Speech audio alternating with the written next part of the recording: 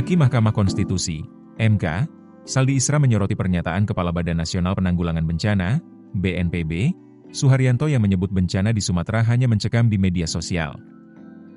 Saldi mempertanyakan mekanisme seleksi perwira tinggi, PATI, TNI sebelum ditempatkan di kementerian dan lembaga. Berikut penjelasan lengkap dari sidang uji materi UU TNI.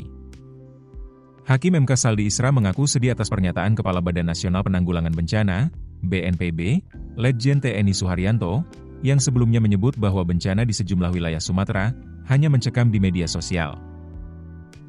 Hal ini disampaikan Saldi dalam sidang permohonan nomor 197 PUU Sisi 2025 yang menguji Undang-Undang nomor 3 tahun 2025 tentang TNI, Kamis, 4 Desember 2025. Menurut Saldi, pernyataan tersebut harus menjadi bahan refleksi sebelum seorang anggota TNI aktif menduduki jabatan di kementerian dan lembaga. Sebagai warga yang berasal dari daerah rawan bencana, ia meminta agar proses penempatan perwira tinggi TNI di instansi sipil dievaluasi secara serius.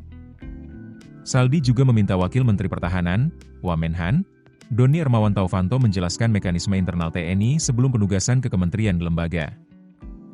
Dalam sidang tersebut, Wakil Menteri Hukum dan HAM, Wamenkum, Edward Omar Sarifyariej menjelaskan bahwa penempatan prajurit TNI aktif di kementerian dan lembaga melalui seleksi internal yang telah diatur dalam regulasi.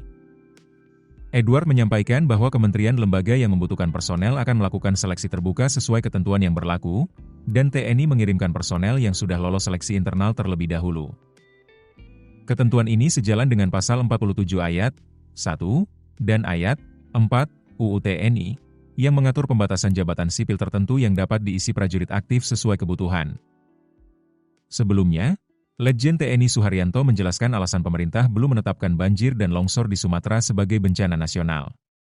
Menurutnya, bencana di Sumatera Utara, Sumatera Barat, dan Aceh masih berada pada level kewenangan daerah.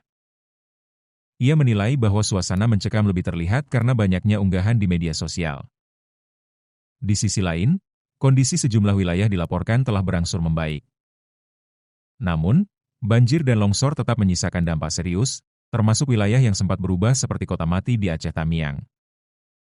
Polemik pernyataan ini kemudian menjadi sorotan publik dan mendorong evaluasi terhadap proses penugasan anggota TNI di jabatan strategis lembaga sipil.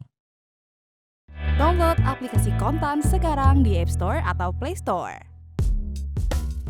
Keputusan bisnis terbaik datang dari data, bukan tebakan. Mudah berlangganan Business Insight dengan subscribe with Google.